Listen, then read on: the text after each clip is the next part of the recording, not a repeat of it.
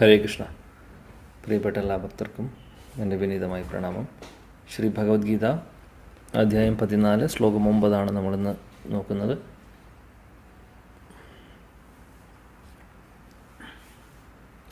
സത്വം സുഖേ സഞ്ജയതി രജകർമാണി ഭാരത ജ്ഞാനം ആവൃത്യ തു തമഃ പ്രമാദേ സഞ്ജയത്യുത.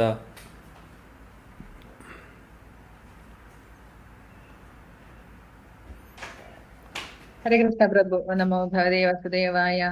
सत्त्वं सुखे संजयति रजकर्मणि भारत ज्ञानमावृत्य तु तमा प्रमादे संजयत्युता. हरे कृष्ण. हरे कृष्ण. सत्त्वं सुखे संजयति रजकर्मणि भारत ज्ञानम् आवृत्य तु तमः प्रमादे संजयत्युता. हरे कृष्ण. हरे कृष्ण. ओम नमो भगवते वासुदेवाय. सत्त्वं सुखे संजयति रजकर्मणि भारत ज्ञानमावृत्य तु तमः प्रमादे संजयत्युता. हरे कृष्ण प्रभु जी. हरे कृष्ण.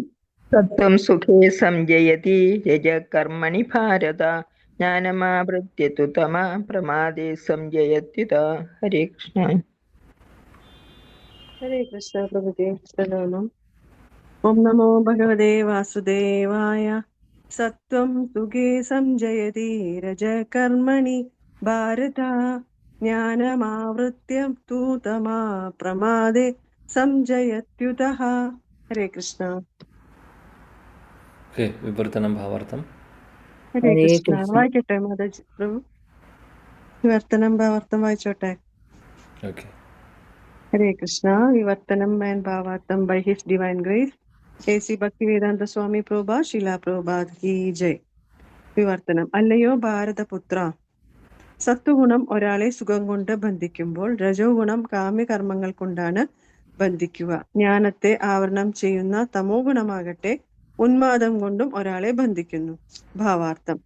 പ്രത്യേക വിജ്ഞാന മേഖലയിൽ പ്രവർത്തന നിരതനായിരിക്കുന്ന തത്വചിന്തകനോ ശാസ്ത്രജ്ഞനോ വിദ്യാവിചക്ഷണനോ ആ വഴിയിൽ തൃപ്തനായേക്കാവുന്നതുപോലെ സത്വഗുണത്തിൽ സ്ഥിതി ചെയ്യുന്ന വ്യക്തി തന്റെ പ്രവർത്തനങ്ങളിലും ബുദ്ധിവിഷയകമായ നേട്ടത്തിലും തൃപ്തനാണ്.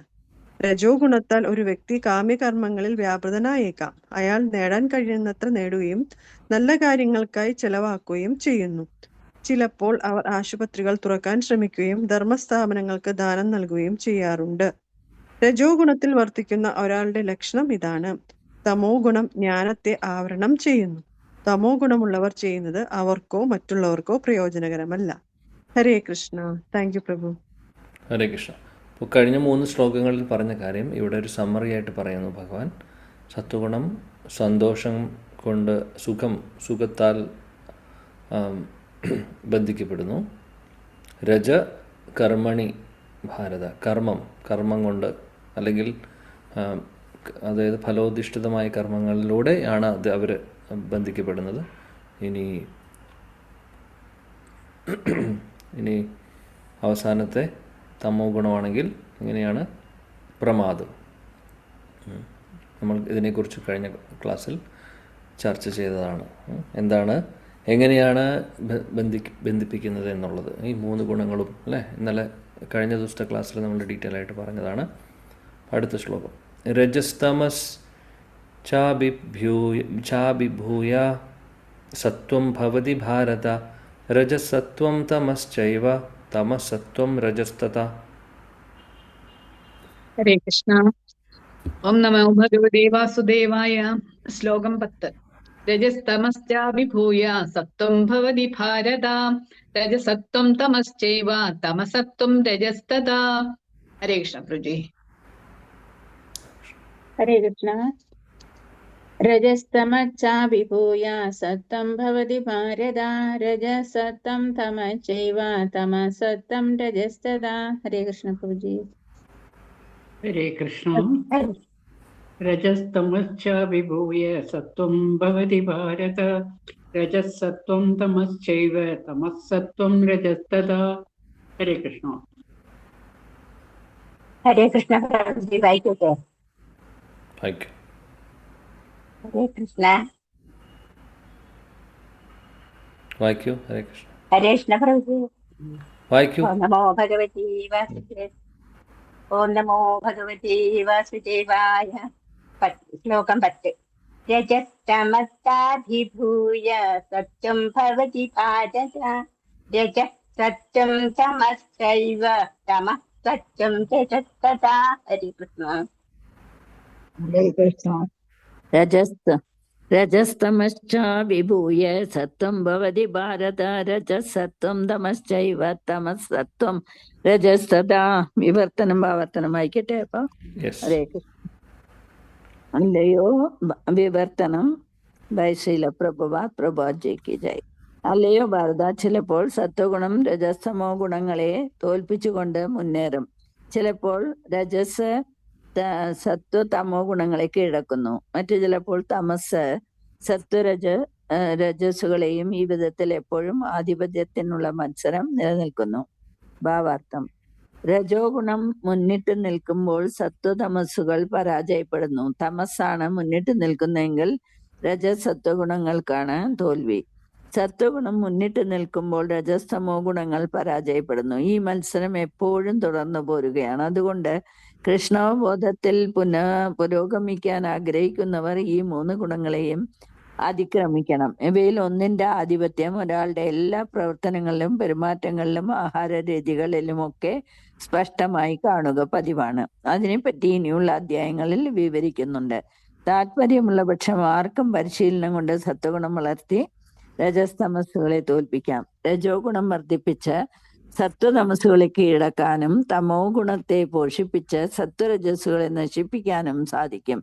ഇങ്ങനെ ഭൗതിക പ്രകൃതിക്ക് 3 ഗുണങ്ങളുണ്ടെങ്കിലും സ്ഥിര നിശ്ചയമുള്ളവർക്ക് സത്വഗുണത്താൽ അനുഗ്രഹീതരാവാം. അതിനെയും അതിക്രമിച്ച് വാസുദേവാവസ്ഥ എന്ന വിശുദ്ധ സത്വത്തിൽ എത്താം. ഇവിടെയാണ് ഒരാൾ ഈശ്വര ശാസ്ത്രവിജ്ഞനാകുന്നത്. ഒരു മനുഷ്യനിൽ ഏത് ഗുണത്തിനാണ് സ്വാധീനതയെന്ന് അയാളുടെ പ്രത്യേക പ്രവർത്തനങ്ങളിൽ നിന്ന് മനസ്സിലാക്കാം. ഹരേ കൃഷ്ണ. ഹരേ കൃഷ്ണ. Thank you. ഇവിടെ പറയുന്നു, ഈ ശ്ലോകത്തിൽ 10ാമത്തെ ശ്ലോകത്തിൽ പറയുന്നത് എന്താണെന്ന് വെച്ചാൽ, ഈ 3 ഗുണങ്ങളും തമ്മിലൊരു കോമ്പറ്റീഷനുണ്ട്. അതാണ് പറയുന്നത്. സത്വഗുണം, രജോ ഗുണം, തമോ ഗുണം, 3 ഗുണങ്ങൾ തമ്മിലുള്ള കോമ്പറ്റീഷൻ എപ്പോഴും നടന്നുകൊണ്ടിരിക്കുന്നു. അപ്പോൾ ഒരു ഗുണം പ്രോമിനൻ്റ് ആകുമ്പോൾ മറ്റു 2 ഗുണങ്ങൾ കുറച്ച് പുറകിലായിരിക്കും. അതിനുശേഷം വേറെ അടുത്ത ഗുണം പ്രോമിനൻ്റ് ആകുമ്പോൾ അടുത്ത 2 ഗുണങ്ങൾ ഇല്ലാതാവുന്നില്ല. അതിന് ആധിപത്യം കുറയുന്നു. പക്ഷേ ഈ ഒരു കോമ്പറ്റീഷൻ മാറിക്കൊണ്ടിരിക്കുന്നു. ചിലപ്പോൾ സത്വഗുണമായിരിക്കും കൂടുതൽ ഉണ്ടാവുന്നത്, ചിലപ്പോൾ രജോ ഗുണമായിരിക്കും, തമോ ഗുണമായിരിക്കും. ഇതിങ്ങനെ മാറി തിരിഞ്ഞുകൊണ്ടിരിക്കുന്നു. ഇപ്പോൾ ശീലപ്രഭുപാദി പറയുന്നു, എന്താണെങ്കിലും ഈ 3 ഗുണത്തെയും നമ്മൾ അതിജീവിച്ച് ഇതിന് പുറത്ത് വന്നാൽ മാത്രമേ കാര്യം നടക്കുകയുള്ളൂ. ഈവൻ സത്വഗുണം ആയാൽ പോലും അതും മതിയാവില്ല. എന്നാൽ ഉള്ളതിൽ വെച്ച് 3 ഗുണങ്ങളിൽ വെച്ച് സത്വഗുണമാണ് ഇതിൽ വെച്ച് നല്ലത്. കാര്യം എന്താണെന്ന് വെച്ചാൽ ശുദ്ധ സത്വഗുണത്തിലേക്കുള്ള ഒരു ചവിട്ടുപടിയാണ് സത്വഗുണം, അല്ലെങ്കിൽ ഒരു വഴിയാണ്, ഒരു ഫൗണ്ടേഷനാണ് സത്വഗുണം. ശുദ്ധ സത്വഗുണമാണ് നമ്മുടെ ലക്ഷ്യം. വാസുദേവ സ്റ്റേറ്റ് എന്ന് പറഞ്ഞ് ഇവിടെ പറയുന്നു. വസുദേവ അവസ്ഥ. ശുദ്ധ സത്വഗുണം, ആ വസുദേവ അവസ്ഥ, ആ ഒരു സ്റ്റേറ്റ് എന്ന് പറഞ്ഞു കഴിഞ്ഞാൽ ആ ഒരു ഗുണം നമുക്ക് വരണമെങ്കിൽ ഇതിന് മുകളിലേക്ക് പോകണം. ശുദ്ധഭക്തിയുത സേവനങ്ങൾ അല്ലെങ്കിൽ അങ്ങനെയുള്ള കാര്യങ്ങൾ, ഭക്തിയുത സേവനങ്ങളൊക്കെ വരുന്നത് ആ ഒരു അവസ്ഥയിലാണ്. അപ്പോൾ സത്വഗുണത്തിൽ ഭക്തി ഉണ്ടാവണമെന്നില്ല, അല്ലേ? നമ്മളിത് ഇന്നലെ ഓൾറെഡി കഴിഞ്ഞ ദിവസം പറഞ്ഞിട്ടുണ്ടായിരുന്നു.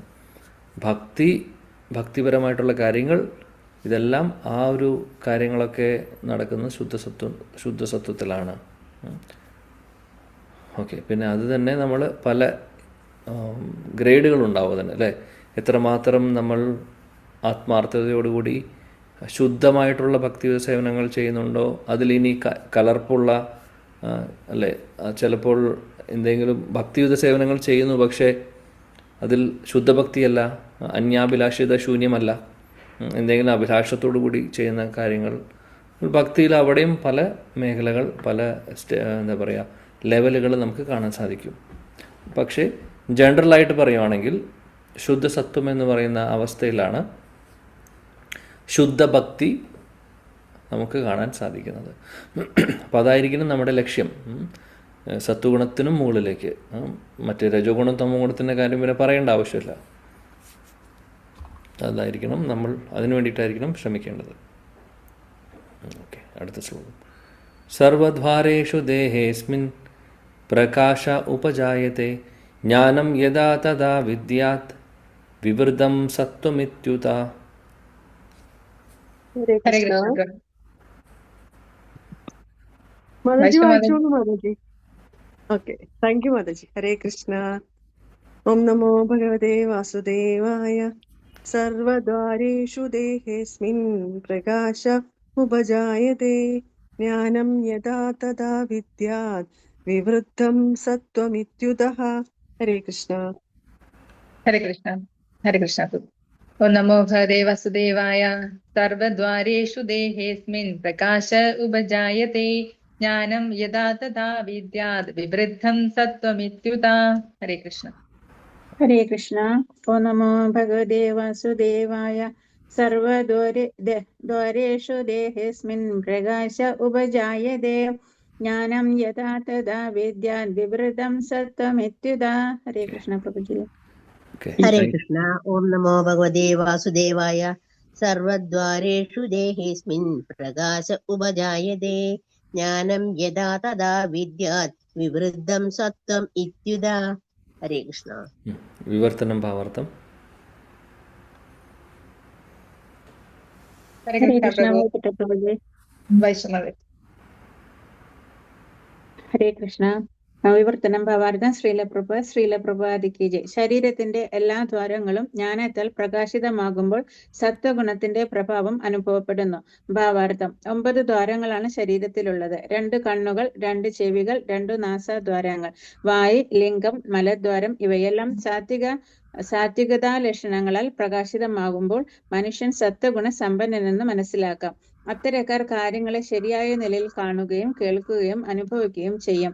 അവർ ആന്തരികമായും ബാഹ്യമായും പരിശുദ്ധരാണ്. നവദ്വാരങ്ങളിലും പ്രവൃത്തമായ സന്തുഷ്ടിയുടെ ലക്ഷണങ്ങൾ കാണാം. ഇതാണ് സത്വഗുണത്തിന്റെ അവസ്ഥ. ഹരേ കൃഷ്ണ പ്രഭുജി. Thank you. ഹരേ കൃഷ്ണ.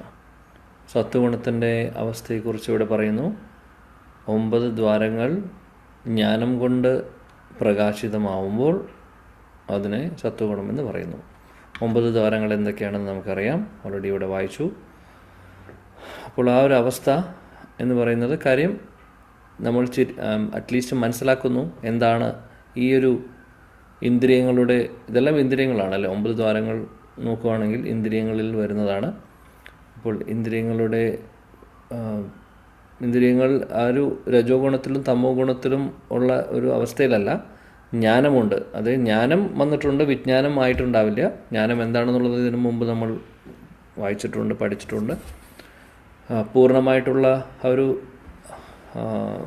ജ്ഞാനത്തിലേക്ക് എത്തിയിട്ടുണ്ടാവോ എന്നുള്ളത് പറയാൻ പറ്റില്ലെങ്കിൽ പോലും എന്തായാലും രജോ ഗുണത്തേക്കാളും തമോ ഗുണത്തേക്കാളും നല്ലൊരു അവസ്ഥയാണ്. കാര്യം എന്താണെന്ന് വെച്ചാൽ അറ്റ്ലീസ്റ്റ് ഈ ഇന്ദ്രിയങ്ങളുടെ പർപ്പസ് മനസ്സിലാക്കുന്നു. അതാണ് ഇന്ദ്രിയ സുഖഭോഗങ്ങൾക്ക് വേണ്ടി മാത്രമല്ല ഇന്ദ്രിയങ്ങൾ എന്നുള്ളത്. ഇപ്പോൾ രജോ ഗുണം തമോ ഗുണം എന്ന് പറയുന്നത് ഇന്ദ്രിയങ്ങൾ ആസ്വദിക്കുക അല്ലെങ്കിൽ ഇന്ദ്രിയങ്ങൾ സുഖഭോഗങ്ങൾ അല്ലേ, അത് മാത്രമേ ഉള്ളൂ ലക്ഷ്യം. എന്നാൽ അതിനേക്കാൾ നല്ലൊരു അവസ്ഥയിലാണ് ഇവിടെ തിരിച്ചറിയുന്നു അറിവ് കൊണ്ട്. അതാണ് ജ്ഞാനം കൊണ്ടുള്ള പ്രകാശത്തെക്കുറിച്ചാണ് ഇവിടെ പറയുന്നത് അല്ലേ. അപ്പോൾ അങ്ങനെ ആവുമ്പോൾ നമ്മൾ കാണേണ്ടതും കേൾക്കേണ്ടതും, അതായത് ശരിയായിട്ടുള്ള സാധനങ്ങൾ കാണുന്നു, ശരിയായിട്ടുള്ളത് കേൾക്കാൻ ആഗ്രഹിക്കുന്നു, ശരിയായിട്ടുള്ളത് ആസ്വദിക്കാൻ, സ്വാദ് അനുഭവിക്കാൻ. അതായത് തമോ ഗുണത്തിൽ ചെയ്യുന്ന മൃഗങ്ങൾ ചെയ്യുന്ന ഒരവസ്ഥയല്ല. മൃഗങ്ങൾക്ക് ജ്ഞാനത്തിൻ്റെ വെളിച്ചമില്ല അല്ലേ. അവരുടെ ഇന്ദ്രിയങ്ങളൊക്കെ അവരെങ്ങനെ ഉപയോഗിക്കുന്നു എന്ന് നമുക്കറിയാം. അപ്പോൾ അതാണ് ഒരവസ്ഥ. അതാണ് സത്വഗുണത്തിനെ കുറിച്ച് ഇവിടെ പറയുന്നത്, സത്വഗുണത്തിൻ്റെ ലക്ഷണങ്ങൾ. ഇനി അടുത്ത ശ്ലോകത്തിൽ രജോ ഗുണത്തിൻ്റെ അവസ്ഥ പറയുന്നു. ലോഭ പ്രവൃത്തിരാരംഭ കർമ്മണാം അശമസ്പൃഹ രജസി ഏതാനി ജായന്തെ വിവൃദ്ധേ ഭരതാർഷഭ. ഹരേ കൃഷ്ണ. ശ്ലോകം 12. ലോഭ പ്രവൃത്തിരാരംഭ കർമ്മണ അശമസ്പൃഹ രജസ്യേതാനി ജായന്തെ വിവൃത്തേ ഭരതർഷഭ. ഹരേ കൃഷ്ണ. ഹരേ കൃഷ്ണ. ഓം നമോ ഭഗവതേ വാസുദേവായ. ലോഭ പ്രവൃത്തിരാരംഭ കർമ്മണ മശമസ്പൃഹ രജസ്തേതാനി ജായന്തെ വിവൃദ്ധേ ഭരതർഷഭ. ഹരേ കൃഷ്ണ. Thank you prabhu. ഹരേ കൃഷ്ണ. ഓ നമോ ഭഗവതേ വാസുദേവായ. ലോഭ പ്രവൃത്തിർ ആരംഭ കർമ്മണ അശമസ്പൃഹ രജസി ഏതാനി ജായന്തെ വിവൃതേ ഭരതർഷഭ. ഹരേ കൃഷ്ണ പ്രഭു. Thank you. വിവർത്തനം ഭാവാർത്ഥം. ഹരേ കൃഷ്ണ. ഹരേ കൃഷ്ണ.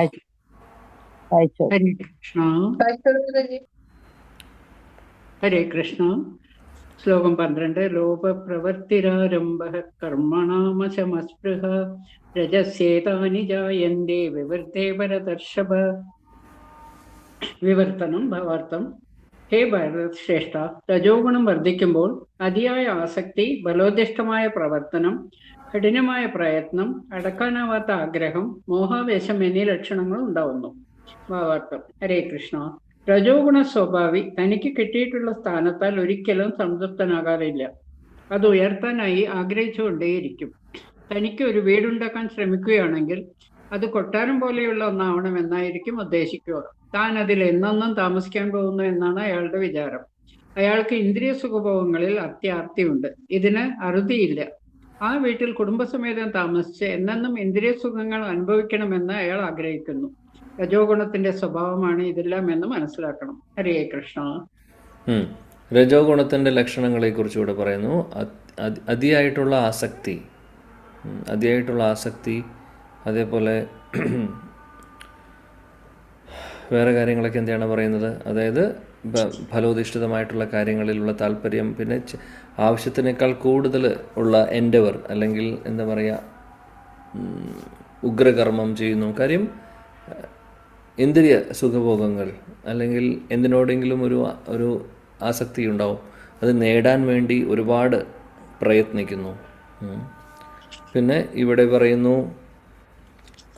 ആഗ്രഹങ്ങളുടെ കാര്യം പറയുവാണെങ്കിൽ അതിന് ഒരു അവസാനമില്ലാത്ത അത്രയധികം ആഗ്രഹങ്ങൾ, അതല്ലെങ്കിൽ അത് നമുക്ക് നിയന്ത്രിക്കാൻ പറ്റുന്നതിനേക്കാൾ കൂടുതൽ ആ ഒരു ആഗ്രഹവും അതിന് വേണ്ടിയിട്ടുള്ള പ്രവൃത്തികളും അത് നേടാൻ വേണ്ടിയിട്ടുള്ള ആ ഒരു എഫേർട്ടുകളുമൊക്കെ നമുക്ക് കാണാൻ സാധിക്കും രജോ ഗുണത്തിൽ.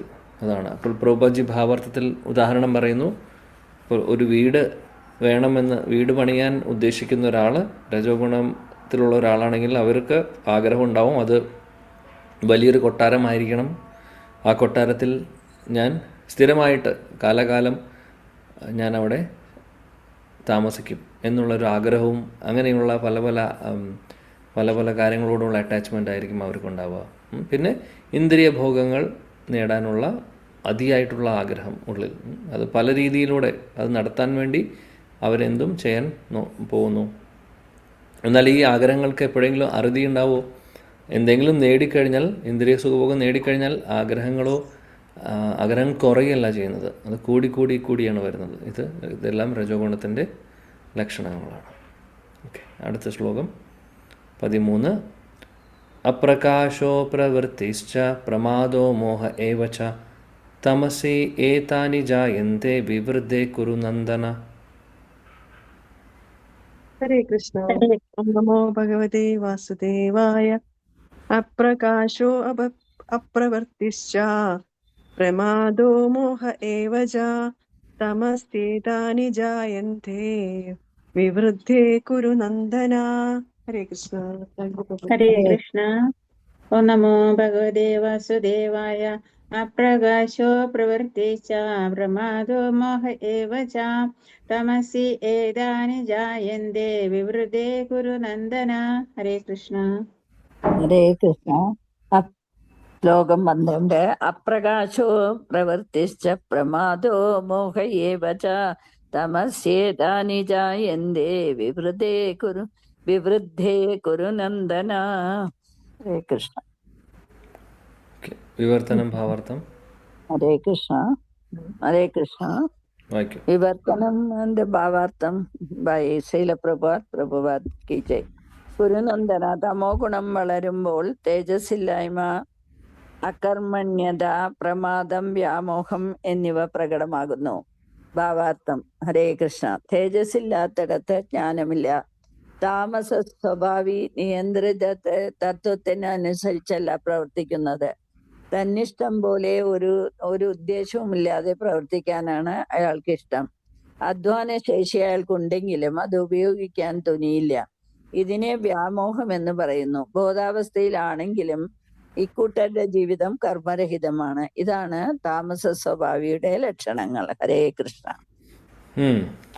ഇവിടെ പറയുന്നു താമസം, അതായത് തമോ ഗുണത്തിൻ്റെ ലക്ഷണങ്ങളെ കുറിച്ച് ഇവിടെ പറയുന്നു. എന്തൊക്കെയാണ് പറയുന്നത്? പ്രമാദ, അപ്രകാശ ആദ്യം പറയുന്നു. അതായത് അന്ധകാരം. അന്ധകാരം എന്ന് ഉദ്ദേശിക്കുന്നത് അറിവില്ലായ്മ അല്ലെങ്കിൽ അജ്ഞാനം. അപ്രവൃത്തി, ഒന്നും ചെയ്യാതിരിക്കുക, മടി ബേസിക്കലി. അതായത് ഒന്നും ചെയ്യാതെ ചില ആളുകളുണ്ട്, ഒരു കർമ്മവും ഞാൻ ചെയ്യില്ല എന്ന് പറയുന്നത്. പിന്നെ പ്രമാദ എന്ന് പറഞ്ഞു കഴിഞ്ഞാൽ കഴിഞ്ഞ ക്ലാസ്സിൽ നമ്മൾ ചർച്ച ചെയ്തിരുന്നു. അതായത് ഒരു തരത്തിലുള്ള ഭ്രാന്ത്. പിന്നെ അതേപോലെ മോഹ എന്ന് പറഞ്ഞു കഴിഞ്ഞാൽ ശരിയെ ശരിയായിട്ട് മനസ്സിലാക്കാതെ ശരിയെ തെറ്റായിട്ട് ധരിക്കുന്നതിനെ. ഇതെല്ലാം തമോ ഗുണത്തിൻ്റെ ലക്ഷണങ്ങളാണ് എന്നുള്ളത്. അപ്പോൾ പ്രഭുപാദി ഭാവാർത്ഥത്തിൽ പറയുന്നു,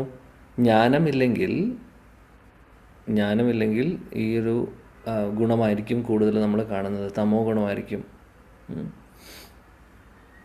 അവനവൻ്റെ ഇഷ്ടത്തിന് വേണ്ടി ഇഷ്ടമനുസരിച്ച് അവരെ പ്രവർത്തിക്കുന്നു. കാര്യം എന്താണ് ചെയ്യേണ്ടതെന്നുള്ള അറിവില്ല. ജ്ഞാനമില്ലെങ്കിൽ അവർ ചെയ്യുന്നതെല്ലാം ശാസ്ത്രവിരുദ്ധമായിട്ടുള്ള കാര്യങ്ങളായിരിക്കാം.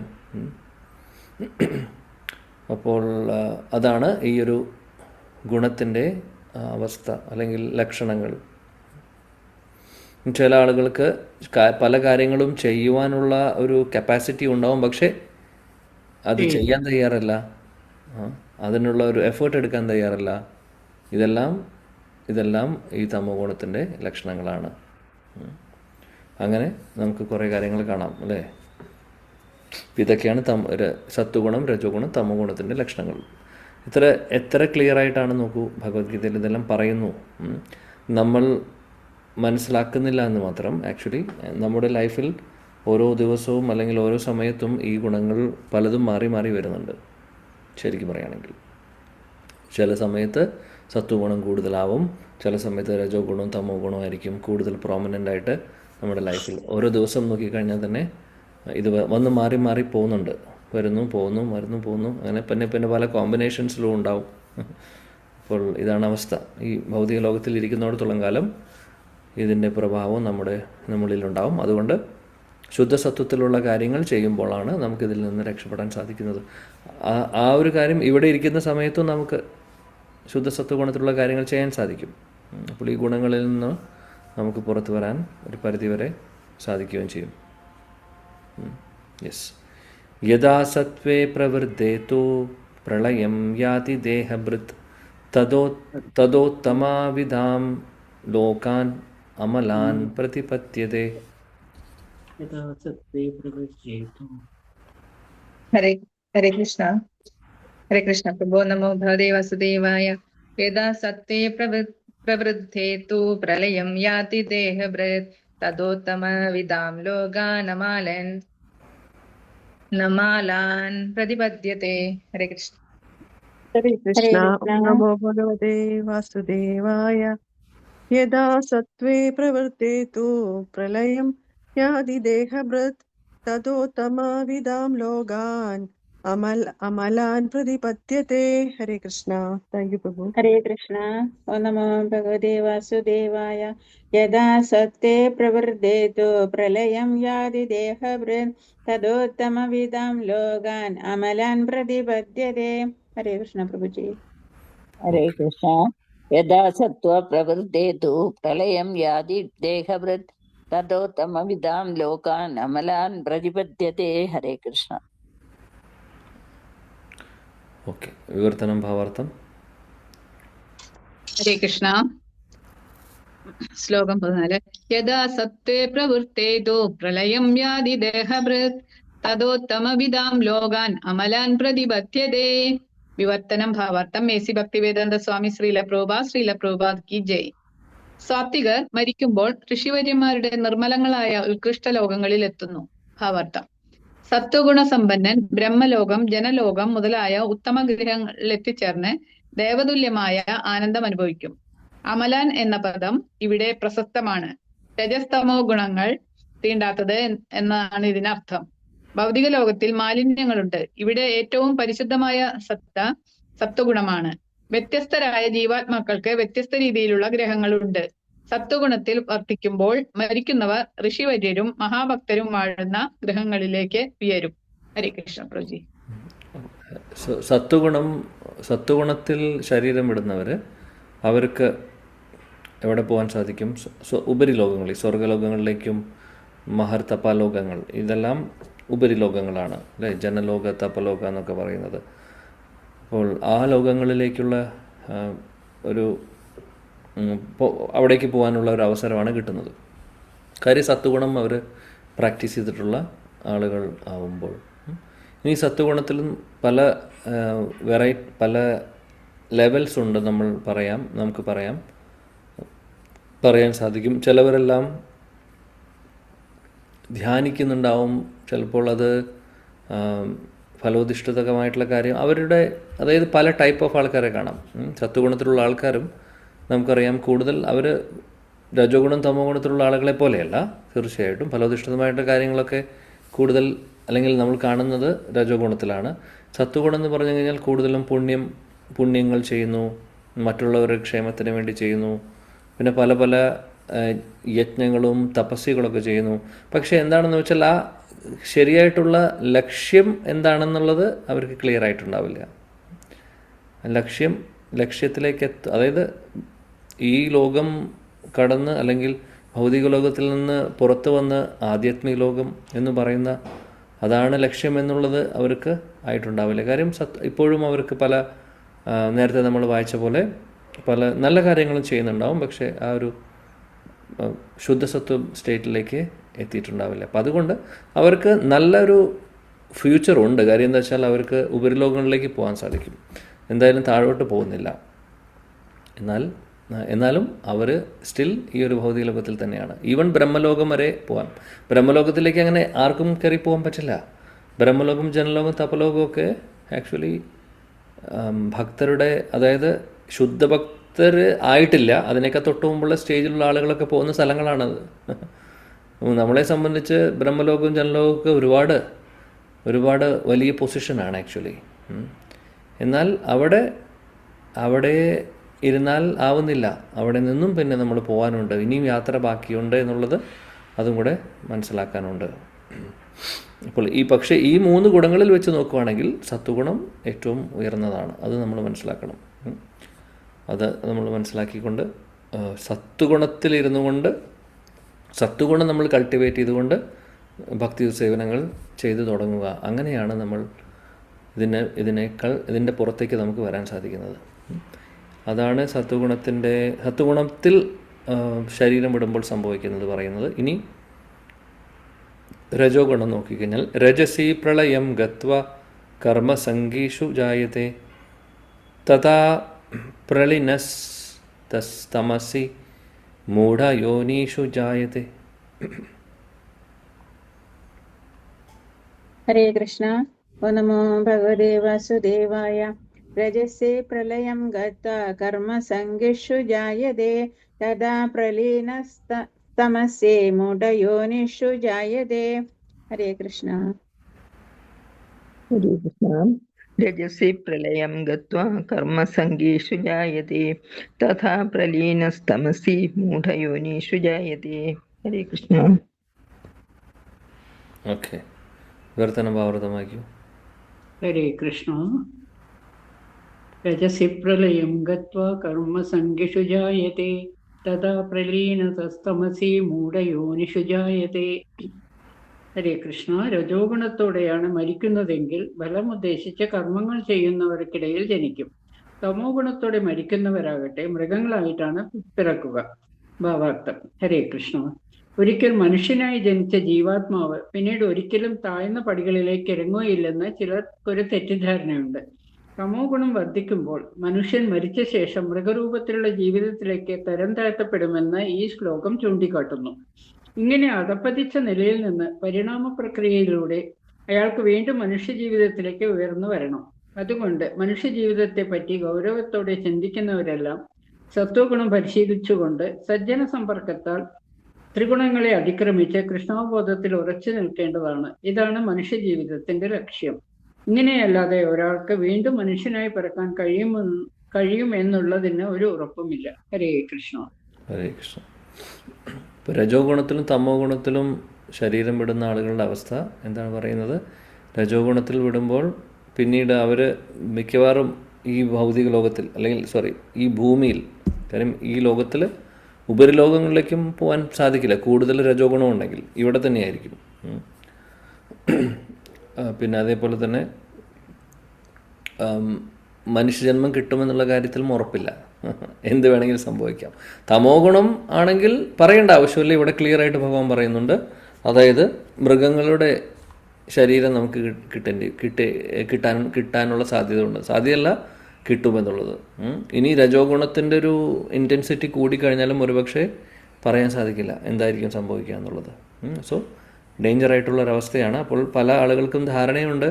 ആളുകൾക്ക് അറിയില്ല മനുഷ്യജന്മത്തിൻ്റെ ഉദ്ദേശം എന്താണ് ജീവിതത്തിൻ്റെ ലക്ഷ്യമെന്നൊന്നും അറിയാത്തതുകൊണ്ട് അവർ പറയും, ഉള്ള സമയം എൻജോയ് ചെയ്യുക, ഇനി എന്ത് സംഭവിക്കുന്നു എന്നുള്ളത് അറിയേണ്ട ആവശ്യമില്ല. ഇത് ശരിക്കും വിഡ്ഢിത്തരമാണ്.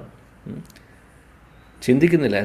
മിക്കവാറും നോക്കിക്കഴിഞ്ഞാൽ ചുറ്റുമുള്ള ആളുകളൊക്കെ അങ്ങനെയാണ് ചിന്തിക്കുന്നത്. അതായത് എൻജോയ്. ഇനി നാളെ എന്ത് സംഭവിക്കുന്നു നമ്മൾ എങ്ങനെ അറിയാനാണ്? മരിച്ചു കഴിഞ്ഞാൽ എന്തറിയും? നമ്മൾ ഒന്നും അറിയാൻ പോകുന്നില്ല. സോ മാക്സിമം എൻജോയ് ചെയ്യുക.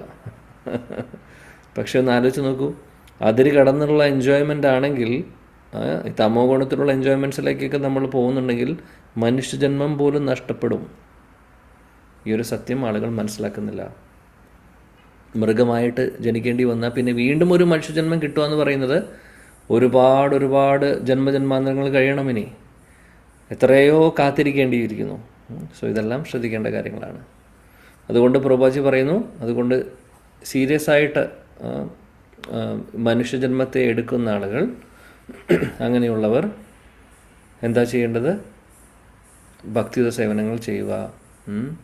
അതായത് നല്ല സത്സംഗത്തിലൂടെ, ഭക്തിയുത സേവനങ്ങളിലൂടെ, കൃഷ്ണാവബോധത്തിലൂടെ ഈ ഗുണങ്ങളെല്ലാം താണ്ടി പതുക്കെ ഓരോന്നിലേക്ക് മുകളിലേക്ക് വന്ന് മനുഷ്യജന്മത്തിൻ്റെ ലക്ഷ്യം എന്താണോ അതിനുവേണ്ടി പ്രവർത്തിക്കുക. ഇതാണ് നമ്മൾ ചെയ്യേണ്ട കാര്യം. ഇല്ലെങ്കിൽ മനുഷ്യജന്മം പോലും കിട്ടുമോ അല്ലെങ്കിൽ നിലനിർത്തി കൊണ്ടുപോകാൻ പറ്റുമോ എന്നുള്ളത് പോലും ഒരു ക്വസ്റ്റ്യൻ മാർക്കാണ്. So very very important. ഭഗവാന്റെ കാരുണ്യം കൊണ്ട് നമ്മൾ ഇപ്പോഴും മനുഷ്യജന്മം നമുക്ക് ഉണ്ട്, ഇതുവരെ നഷ്ടപ്പെട്ടിട്ടില്ല. അപ്പോൾ ഇനി നഷ്ടപ്പെടാതെ നമ്മൾ നോക്കണം. ഒരുപാട് നഷ്ടപ്പെടുത്തിയിട്ടുണ്ട് ഇതിനു മുമ്പ്, എന്നാൽ ഇപ്പോൾ ഭഗവാന്റെ കാരുണ്യം കൊണ്ട് ഇവിടെ ഇരിക്കുന്നു. എന്നാൽ അതുകൊണ്ട് ഭഗവാന്റെ അനുഗ്രഹം കൊണ്ട് വീണ്ടും നമുക്ക് ഭഗവാനെക്കുറിച്ച് കേൾക്കാനുള്ള ചാൻസ് കിട്ടിയിരിക്കുന്നു. ഭഗവത്ഗീത, ഭാഗവതം, സത്സംഗമൊക്കെ നമുക്ക് കിട്ടിയിരിക്കുന്നു. അപ്പോൾ ഈ ഒരു അവസരം നമ്മൾ പാഴാക്കാതിരിക്കുക. ഇല്ലെങ്കിൽ ഇനി എന്തായിരിക്കും അവസ്ഥ എന്നുള്ളത് അറിയില്ല. മതി, ഇവിടെ ഇനി ഒന്നും നേടാനില്ല. നമ്മൾ ആഗ്രഹിച്ചിട്ടുള്ളതും എൻജോയ് ചെയ്യാൻ ഉദ്ദേശിച്ചിട്ടുള്ളതൊക്കെ കഴിഞ്ഞു. ഇത് ഓൾറെഡി ചവച്ച കാര്യങ്ങൾ വീണ്ടും ചവയ്ക്കുന്ന പോലെയാണ്. പ്രഹ്ലാദ് മഹാരാജ് പറയുന്ന പോലെ എത്ര എൻജോയ് ചെയ്തിട്ടും നമുക്ക് ഓർമ്മയുണ്ടോ ഇല്ലേ എന്നുള്ളത് വേറെ കാര്യം. പക്ഷേ എല്ലാം നമ്മൾ ചെയ്തിട്ടുണ്ട്. ചെയ്യാത്ത കാര്യങ്ങളില്ല ഈ ലോകത്ത്. നമ്മൾ എടുക്കാത്ത ശരീരമില്ല. എല്ലാ ശരീരങ്ങളിലൂടെയും കടന്നു പോയിട്ടുണ്ട്. എല്ലാവിധ ഇന്ദ്രിയ സുഖഭോഗങ്ങളും നേടിയിട്ടുണ്ട്. എല്ലാവിധ യമനിയമങ്ങളും ലംഘിച്ചിട്ടുണ്ട്. പാലിച്ചിട്ടുണ്ട് എന്നല്ല പറയുന്നത്, ലംഘിച്ചിട്ടുണ്ട്.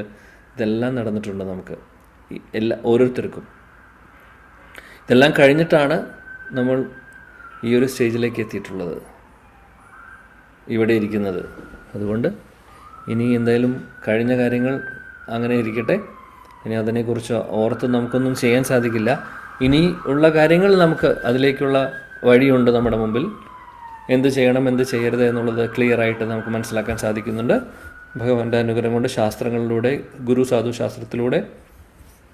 അപ്പോൾ അത് മനസ്സിലാക്കിയിട്ട് നല്ല രീതിയിൽ മുന്നോട്ട് പോകാൻ നമ്മൾ ഓരോരുത്തരും നോക്കുക. കൃഷ്ണാവബോധത്തെ ജീവിതത്തിൽ സീരിയസ് ആയി നമ്മൾ പാലിച്ചുകൊണ്ട്, ഭഗവാനെ നാമം ജപിച്ചുകൊണ്ട്, സത്സംഗത്തിലിരുന്ന് ശാസ്ത്രങ്ങൾ പഠിച്ച് മുന്നോട്ട് പോകുമ്പോൾ ഒന്നും ആലോചിച്ച് നമ്മൾ പേടിക്കേണ്ട ആവശ്യമില്ല.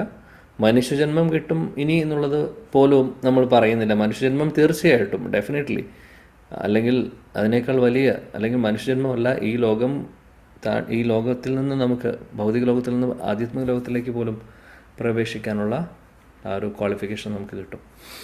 അത്രയും ശക്തിയുണ്ട് മനുഷ്യജന്മത്തിന്. ഈ മനുഷ്യജന്മത്തിൻ്റെ സ്പെഷ്യാലിറ്റി അതാണ്. ഇവിടെ നിന്ന് ഡയറക്റ്റ് ഭഗവാന്റെ അടുത്തേക്ക് പോകാനുള്ള കപ്പാസിറ്റി ഉള്ള മനുഷ്യജന്മമാണ്. വേറെ എല്ലാ ബോഡിയേക്കാൾ സ്യൂട്ടബിൾ ആയിട്ടുള്ള അവസ്ഥ ഇതാണ്. അതായത് ഇത് ഏകദേശം ജംഗ്ഷനിൽ വരുന്ന പോലെയാണ് മനുഷ്യജന്മം. ഈ ജംഗ്ഷനിൽ വന്നു കഴിഞ്ഞാൽ ഏത് ദിശയിലേക്കും പോവാം, നല്ല ദിശയിലേക്കും പോവാം, അല്ലെങ്കിൽ മുകളിലേക്കും പോവാം. അതായത് പല ഓപ്ഷൻസാണ് ഈ മനുഷ്യജന്മത്തിലുള്ളത്. സ്വർഗ്ഗലോകങ്ങളിലേക്ക് പോകാം സുഖിക്കാൻ, തമോ ഗുണത്തിൽ കുറേ കാര്യങ്ങൾ ചെയ്തു കഴിഞ്ഞാൽ താഴെയുള്ള ലോകങ്ങളിലേക്ക് പോവാം. ഇനി അതുമല്ല, തമോ ഗുണത്തിൻ്റെ അങ്ങേയറ്റമായി കഴിഞ്ഞാൽ ഇവൻ മനുഷ്യജന്മം നഷ്ടപ്പെട്ട് മൃഗശരീരങ്ങളിലേക്ക് പ്രവേശിക്കാം. ഇനി അതല്ല, ഇതെല്ലാം കഴിഞ്ഞ് ഇതെല്ലാം താണ്ടി, അതായത് ഭൗതിക ലോകമേ വിട്ട് ആധ്യാത്മിക ലോകത്തിലേക്ക് പോകാനുള്ള അവസ്ഥയും ഉണ്ട്. ശരിക്കും ഒരു ജംഗ്ഷനിൽ നിൽക്കുന്ന പോലെയാണ് മനുഷ്യജന്മം.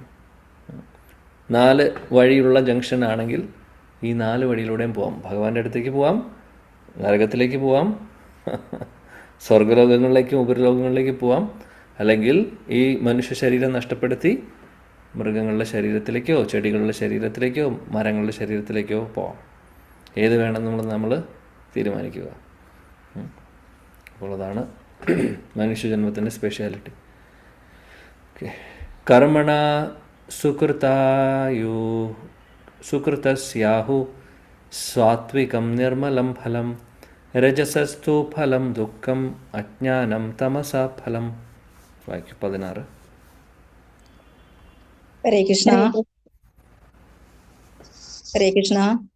കർമ്മണ സുഹൃതസ്യാഹു സാത്വികം നിർമ്മലം ഫലം രജസസ്തു ഫലം ദുഃഖമജ്ഞാനം തമസ ഫലം. ഹരേ കൃഷ്ണ. ഹരേ കൃഷ്ണ. ഓം നമോ ഭഗവതേ വാസുദേവായ. കർമ്മണസ്തു ഹൃദസ്യാഹു സാത്വികം നിർമ്മലം ബലം രജസസ്തു ബലം ദുഃഖം അജ്ഞാനം തമസ ബലം. ഹരേ കൃഷ്ണ. ഓക്കെ. വിവർത്തനം ഭാവാർത്ഥം വായിക്കുവാരെങ്കിലും? ഹരേ കൃഷ്ണ. ഹരേ വായിക്കട്ടെ. കൃഷ്ണ പ്രഭുജി. ഹരേ കൃഷ്ണ പ്രഭുജി വായിക്കട്ടെ. വായിക്കൂ. ഓം നമോ ഭഗവതേ വാസുദേവായ. ശ്ലോകം 16. കർമ്മണ സുകൃതസ്യാഹു സാത്വികം നിർമ്മലം ഫലം രജസസ്തു ഫലം ദുഃഖമജ്ഞാനം തമസ ഫലം. വിവർത്തന ഭാവാർത്ഥം ശീലപ്രഭാജിയുടെ. സത്കർമ്മത്തിന്റെ ഫലം വിശുദ്ധമാണ്. അത് സ്വാത്വിക ഗുണത്തിലാണെന്ന് പറയപ്പെടുന്നു. രജോ ഗുണത്തിൽ ചെയ്യുന്ന പ്രവൃത്തിയുടെ ഫലം ദുഃഖമാകുന്നു. തമോ ഗുണത്തിലെ പ്രവർത്തനങ്ങളുടെ ഫലം മൗഢ്യവും അജ്ഞാനവും. ഭാവാർത്ഥം: സത്വഗുണത്തിൽ ചെയ്യുന്ന കർമ്മങ്ങളുടെ ഫലം വിശുദ്ധങ്ങളാണ്. തന്മൂലം മോഹമുക്തരായ ഋഷികൾ സന്തുഷ്ടരാണ്. രജോ ഗുണ സ്വഭാവമുള്ള കർമ്മങ്ങളാവട്ടെ തികച്ചും ദുഃഖകരങ്ങളാണ്. ഭൗതിക സുഖത്തിനു വേണ്ടി ചെയ്യപ്പെടുന്ന ഏത് പ്രവൃത്തിയും പരാജയത്തിനെ വഴിവെക്കൂ. ഒരു ഉദാഹരണം: ഒരാൾ അമ്പരചുംബിയായ ഒരു കെട്ടിടം പണിയാൻ ആഗ്രഹിക്കുന്നു. അങ്ങനെ ഒരു സൗധം നിർമ്മിക്കാൻ എത്ര മനുഷ്യർ കഠിനമായി ക്ലേശിക്കണം. വീട്ടുടമയ്ക്ക് ഇതിനു വേണ്ട ധനം സമ്പാദിക്കാനും വളരെ ക്ലേശിക്കേണ്ടി വരുന്നു. വീട് പണിയുന്നവരുടെ കായികാധ്വാനത്തിന് കണക്കില്ല. ക്ലേശങ്ങൾ ഏറെയുണ്ട്. അതുകൊണ്ടാണ് രജോഗുണ പ്രേരിതങ്ങളായ കർമ്മങ്ങൾ തികച്ചും ദുഃഖകരങ്ങളെന്ന് ഭഗവത്ഗീത നിർവഹിച്ചത്. ഈ വീട് അല്ലെങ്കിൽ ഈ സമ്പത്ത് എന്റേതാണ് എന്നിട്ടെന്തൊരു മാനസിക ആഹ്ലാദം ഉണ്ടായേക്കാം. യഥാർത്ഥമായ ആനന്ദമല്ല ഇത്. ഇനി തമോ ഗുണത്തിന്റെ കാര്യം. തമോ ഗുണത്താൽ പ്രേരിതനായി പ്രവർത്തിക്കുന്ന ആൾ മൂഢനാണ്. അതേ കാരണത്താൽ എല്ലാ കർമ്മങ്ങളും ദുഃഖത്തിലേക്ക് നയിക്കുന്നു, അവസാനം മൃഗജീവിതത്തിലേക്കും. മൃഗങ്ങളുടെ ജീവിതം എപ്പോഴും ദുരിതപൂർണമാണ്. മായാശക്തിയാൽ സമ്മോഹിതരായതുമൂലം അവർ അക്കാര്യം അറിയുന്നില്ലെന്നേ ഉള്ളൂ. പാവപ്പെട്ട മൃഗങ്ങളെ കൊല്ലുന്നതും തമോ ഗുണത്താൽ തന്നെ. ഒരിക്കൽ തങ്ങളെ കൊല്ലാനുതകുന്ന ശരീരം ആ മൃഗങ്ങൾക്ക് കിട്ടുമെന്ന് മൃഗങ്ങളെ ഹിംസിക്കുന്നവർക്ക് അറിഞ്ഞുകൂടാ. പ്രകൃതി നിയമം അതാണ്. മനുഷ്യ സമുദായത്തിൽ ഒരാൾ മറ്റൊരുവിനെ കൊല്ലുന്നുവെങ്കിൽ കൊലപാതകി തൂക്കിലിടപ്പെടുന്നു. രാജ്യത്തിന്റെ നിയമമാണിത്. പൂർണ്ണമായും സർവേശ്വരന്റെ ഭരണത്തിന് കീഴിലുള്ള രാജ്യത്തെ ആരും കാണാത്തത് അജ്ഞതയാലാണ്. ഏതൊരു ജീവിയും ഭഗവാന്റെ സന്താനമാണ്. ഒരു ഉറുമ്പിനെ കൊല്ലുന്നത് പോലും അദ്ദേഹം പൊറുക്കുകയില്ല. അതിന്റെ അനന്തരഫലം അയാൾ അനുഭവിച്ചേ പറ്റൂ. ജിഹ്വാ സംതൃപ്തിക്ക് വേണ്ടി മൃഗങ്ങളെ ഹിംസിക്കുന്നത് ഏറ്റവും കടുത്ത അജ്ഞതയാണ്. മനുഷ്യനെ മൃഗങ്ങളെ കൊല്ലേണ്ടുന്ന ആവശ്യമേ ഇല്ല. നമുക്ക് ഈശ്വരദത്തങ്ങളായി വളരെയധികം നല്ല ഭക്ഷ്യപദാർത്ഥങ്ങളുണ്ട്. എന്നിട്ടും മാംസഭക്ഷണത്തിൽ ആസക്തനാകുന്നത് അജ്ഞാനത്താൽ തന്നെ എന്ന് വേണം മനസ്സിലാക്കാൻ. അങ്ങനെ ചെയ്യുന്നവർ ഭാവിയെ സ്വയം അന്ധകാരമാക്കുകയാണ്. ജന്തുഹിംസകളിൽ വെച്ച് ഗോഹത്യയാണ് ഏറ്റവും ദുഷ്ടമായത്. പാൽ തരുന്നത് കൊണ്ട് പശു നമുക്ക് സർവ്വസുഖങ്ങളും നൽകുകയാണ് ചെയ്യുന്നത്. കടുത്ത അജ്ഞാനത്തിലുള്ള ഒരു പ്രവൃത്തിയാണ് ഗോവധം. ഗോപി പ്രീണിത മത്സരം എന്ന ഋഗ്വേദ സൂക്തം 9:4-64 നോക്കുക. പാൽ കുടിച്ച് പൂർണ്ണ സംതൃപ്തനായ ഒരാൾ പശുവിനെ ഹിംസിക്കുവാൻ ആഗ്രഹിക്കുന്നത് കടുത്ത തമോ ഗുണത്താലാണെന്നാണ് ഇത് സൂചിപ്പിക്കുന്നത്. വൈദിക സാഹിത്യത്തിലെ ഒരു പ്രാർത്ഥന ഇപ്രകാരം പറയുന്നു: നമോ ബ്രഹ്മണ്യദേവായ ഗോ ബ്രാഹ്മണ ഹിതായ ജഗദ്ഹിതായ കൃഷ്ണായ ഗോവിന്ദായ നമോ നമ. വിഷ്ണു പുരാണം 1:19-65. ഭഗവാൻ പശുക്കളുടെയും ബ്രാഹ്മണരുടെയും അഭ്യുദയകാംക്ഷിയാണ്. ലോകത്തിനും മാനവ സമൂഹത്തിനാകെ തന്നെയും അഭ്യുദയകാംക്ഷിയാണ്. ഈ സ്ഥിതിയിൽ പശുക്കളുടെയും ബ്രാഹ്മണരുടെയും സംരക്ഷണത്തെ കുറിച്ച് പ്രത്യേകം പറയുന്നുണ്ട്. കാരണം ബ്രാഹ്മണൻ ആധ്യാത്മിക സംസ്കാരത്തിന്റെയും പശുക്കൾ അതിവിശിഷ്ടമായ ആഹാരത്തിന്റെ പാല് പ്രതീകങ്ങളാണെന്നതാണ്. ബ്രാഹ്മണർക്കും ഗോക്കൾക്കും സർവ്വ സംരക്ഷണവും നൽകണം. അതാണ് സംസ്കാരത്തിന്റെ യഥാർത്ഥ പുരോഗതി. ആധുനിക മാനവ സമൂഹത്തിൽ ആധ്യാത്മിക സംസ്കാരം അവഗണിക്കപ്പെടുന്നു, ഗോവധത്തെ പ്രോത്സാഹിപ്പിക്കുന്നു. മനുഷ്യവർഗം തെറ്റായ വഴിക്കാണ് മുന്നേറുന്നതെന്നും അതിന്റെ തന്നെ നാശത്തിന് വഴിവെക്കുകയാണെന്നും ഇതിൽ നിന്നും മനസ്സിലാക്കാം. പ്രജകളേവരും ജന്മങ്ങളിൽ മൃഗങ്ങളാക്കാൻ സഹായിക്കുന്ന സാമൂഹ്യ സംസ്കാരം തീർച്ചയായും മനുഷ്യരുടേതല്ല. ഇന്നത്തെ മാനവ സംസ്കാരം രജസ്തമോ ഗുണങ്ങളാൽ അങ്ങേയറ്റം വഴിപിഴപ്പിക്കപ്പെട്ടതാണ്. ആപത്കരമാണ് ഈ കാലം. മനുഷ്യവർഗത്തെ ഒരു മഹാവിപത്തിൽ നിന്ന് രക്ഷിക്കാൻ വേണ്ടി സുലളിതമായ കൃഷ്ണാവബോധ പ്രക്രിയയിലേക്ക് നയിക്കാൻ എല്ലാ രാഷ്ട്രങ്ങളും ശ്രദ്ധിക്കണം. ഹരേ കൃഷ്ണ കൃഷ്ണ കൃഷ്ണ ഹരേ ഹരി, ഹരേ രാമ രാമ രാമ ഹരേ ഹരി. ഹരേ കൃഷ്ണ പ്രതി. ഹരേ കൃഷ്ണ. Thank you. ഇവിടെ പറയുന്നു സത്വഗുണത്തിൽ, അതായത് സത്വഗുണത്തിലുള്ള ആക്ഷൻ, റിസൾട്ട്, അതായത് സത്വഗുണത്തിൽ കാര്യങ്ങൾ ചെയ്യുമ്പോൾ ആ ഒരു പ്രവൃത്തി, കർമ്മ എന്താണ് പറയുന്നത്, സാത്വികമാണ്, അല്ലെങ്കിൽ സുകൃതസ്യ, അത് എന്താ പറയുക, പ്യുവറാണ്, നിർമ്മലം എന്നാണ് ഇവിടെ പറയുന്നത് സത്വഗുണത്തിലുള്ളത്. രജോ ഗുണത്തിലുള്ളത് അത് എന്തിലേക്കാണ് കലാശിക്കുന്നത്? ദുഃഖത്തിലേക്ക്. രജോ ഗുണത്തിലുള്ള കാര്യങ്ങൾ അവസാനം ദുഃഖത്തിലേക്കും, തമോ ഗുണത്തിലുള്ളത് അത് അന്ധകാരത്തിലേക്കും. നമുക്ക് പറയുകയാണെങ്കിൽ അജ്ഞാനത്തിലേക്കാണ് അത് മുന്നോട്ട് പോകുന്നത്, അല്ലേ? ഇതെല്ലാം നമ്മളിതിനു മുമ്പ് പറഞ്ഞു. ഭഗവാൻ ഒന്നും കൂടെ അതിനെ റീഫ്രേസ് ചെയ്തുകൊണ്ട് പറയുന്നു ഇവിടെ. ഈ 3 ഗുണങ്ങളുടെയും ആ ഒരു ലക്ഷണങ്ങളും, അല്ലെങ്കിൽ അത് ഈ ഗുണങ്ങളിലൂടെ കിട്ടുന്ന റിസൾട്ടും എന്താണെന്ന് പ്രഭുപാദ് ഒന്നും കൂടെ എക്സ്പ്ലെയിൻ ചെയ്യുന്നു. സത്വഗുണത്തിലുള്ള പ്രവൃത്തികളാണ് ശുദ്ധമായിട്ടുള്ളത്. രജോ ഗുണം തമോ ഗുണം എന്ന് പറഞ്ഞു കഴിഞ്ഞാൽ നമുക്ക് അറിയാം അതിൻ്റെ പ്രശ്നങ്ങൾ. ഇപ്പോൾ രജോ ഗുണത്തിൻ്റെ കാര്യം ഇവിടെ പ്രഭുപാദ് പറയുന്നു. അത് ദുഃഖങ്ങളിലേക്ക് കലാശിക്കുന്നു. ഇന്ദ്രിയ സുഖഭോഗങ്ങൾ എത്ര നേടിയാലും നമുക്ക് സാറ്റിസ്ഫാക്ഷൻ കിട്ടില്ല. അപ്പോഴും എന്തെങ്കിലും കുറവായിട്ട് തോന്നുന്നു. പിന്നെ ദുഃഖത്തിലേക്ക് കലാശിക്കും. ഒരു സാറ്റിസ്ഫാക്ഷനിലേക്ക് ഒരിക്കലും പോകാൻ പോകുന്നില്ല. തമോ ഗുണത്തിലുള്ള ആളുകൾക്ക് എന്താണ് ശരിയായിട്ടുള്ള സുഖം, എന്താണ് ശരിയായിട്ടുള്ള അവസ്ഥ എന്ന് പോലും അവർക്ക് തിരിച്ചറിയാത്ത അവസ്ഥയാണ്. അവർ വേറൊരു ഒരു ഭ്രാന്ത് എന്ന് പറയുന്ന ലെവലിലാണ്. അവരെ സംബന്ധിച്ച് ഇവിടെ എന്ത് ശരിയും തെറ്റുമൊന്നും തിരിച്ചറിയാത്ത അവസ്ഥ.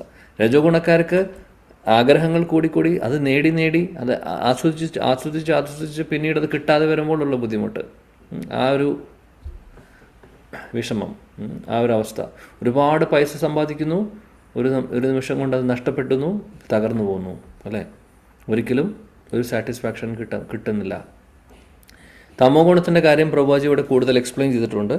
തമോ ഗുണത്തിലെ പ്രവർത്തികൾ, അതായത് മൃഗങ്ങളെ ഉപദ്രവിക്കുന്നു, മൃഗങ്ങളെ കൊല്ലുന്നു കഴിക്കാൻ വേണ്ടിയിട്ടും നാവിൻ്റെ രുചിക്ക് വേണ്ടിയിട്ടും, ഇതൊക്കെ വലിയ തെറ്റാണ്.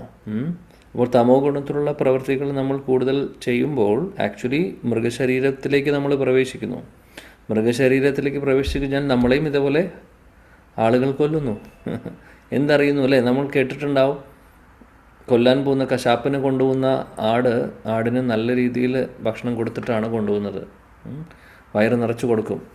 അതായത് അതിന് കശാപ്പിൻ്റെ അകത്തേക്ക് ജസ്റ്റ് ആ റൂമിനകത്തേക്ക് കടക്കുന്ന വരെ അത് കഴിച്ചുകൊണ്ടിരിക്കുകയായിരിക്കും. അതിനൊരു ബോധവുമില്ല ഇനി എന്ത് സംഭവിക്കുന്നു, എനിക്ക് എന്ത് സംഭവിക്കാൻ പോകുന്നു എന്നുള്ളത്. ഇനി അതിനുശേഷം അതിൻ്റെ പുറകിൽ കുറേ പേര് ലൈനായിട്ടുണ്ടാവും. ആദ്യത്തെ ആൾ പോയി അവരെ കൊല്ലുന്ന ശബ്ദവും കേൾക്കുന്നുണ്ടാവും. പക്ഷേ എന്നാലും പിന്നിൽ പുറകിൽ നിൽക്കുന്ന ആളുകൾക്ക് തിരിച്ചറിയുന്ന പോലുമില്ല. അവരും ഇത് തന്നെ ഫോളോ ചെയ്യുന്നു. നല്ല രീതിയിൽ ഭക്ഷണം കഴിക്കുന്നു, പോയി മരിക്കുന്നു. ഇതാണ്. ഒന്ന് ആലോചിച്ച് നോക്കൂ. ആ ഒരു കാര്യം പറഞ്ഞിട്ട് കാര്യമില്ല. അന്ധകാരമാണ്. മൃഗങ്ങൾക്ക് എന്ത് തിരിച്ചറിവാണുള്ളത്? അപ്പോൾ ഈ ഒരു അവസ്ഥയിലൊക്കെ നമ്മളും പോകാൻ സാധ്യതയുണ്ട് തമോ ഗുണത്തിലുള്ള കാര്യങ്ങൾ ചെയ്യുമ്പോൾ. അത് ഒരു കാറ്റഗറി. പിന്നെ ഇവിടെ പറഞ്ഞ തമോ ഗുണത്തിലുള്ള ആളുകൾ ചെയ്യുന്ന കാര്യങ്ങളാണ് ഈ മൃഗങ്ങളെ കശാപ്പ് ചെയ്യുന്നതും നാവിൻ്റെ രുചിക്ക് വേണ്ടിയിട്ട് അവർ എന്തും ചെയ്യുന്നത്. ഇതെല്ലാം തമോ ഗുണികൾ അല്ലെങ്കിൽ തമോ ഗുണത്തിലുള്ള ആളുകൾ ചെയ്യുന്നതാണ്.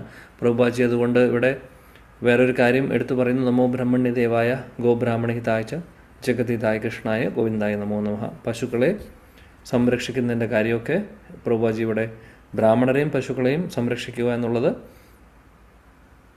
ആക്ച്വലി വളരെ പ്രധാനപ്പെട്ട കാര്യമാണ്.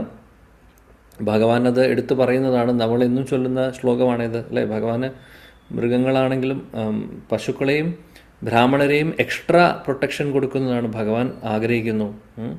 ഇതൊരു നല്ലൊരു സമൂഹം എന്ന് പറഞ്ഞു കഴിഞ്ഞാൽ ബ്രാഹ്മണരെയും പശുക്കളെയും ഒക്കെ സംരക്ഷിക്കേണ്ടത് അവരുടെ ഉത്തരവാദിത്തമാണ്. നല്ല സമൂഹത്തിലേ ഇതൊക്കെ ഉണ്ടാവുള്ളൂ. ഇല്ലെങ്കിൽ ഇതെല്ലാം നടക്കില്ല. ഇതെല്ലാം വളരെ മോശമായിട്ടുള്ള രീതിയിലായിരിക്കും നടക്കുന്നത്. അപ്പോൾ പ്രഭുപാജി പറയുന്നു, നല്ലൊരു സമുദായം, നല്ലൊരു സൊസൈറ്റി നമ്മൾ രൂപീകരിക്കണമെങ്കിൽ ഈ രജോ ഗുണവും തമോ ഗുണവും കുറഞ്ഞു വരണം, അല്ലേ? അപ്പോൾ അതുകൊണ്ട് കൃഷ്ണാവബോധത്തിലൂടെ മാത്രമാണ് നമുക്ക് അതിലേക്ക് എത്താൻ സാധിക്കുന്നത്. അപ്പോൾ വളരെ നല്ല രീതിയിൽ അതുകൊണ്ട് നമ്മൾ സീരിയസ് ആയിട്ട് ഇതെല്ലാം എടുക്കേണ്ടതാണ് എന്നുള്ളതാണ് പ്രഭുപാജി പറയുന്നത്. ഇല്ലെങ്കിൽ മനുഷ്യജന്മവും നമുക്ക് നഷ്ടപ്പെടുന്നു. Okay, so thank you. Srila Prabhupada की जय. श्रीमद् भगवद गीता की जय. ताय गौर प्रेमानंदे. Thank you. हरे कृष्ण.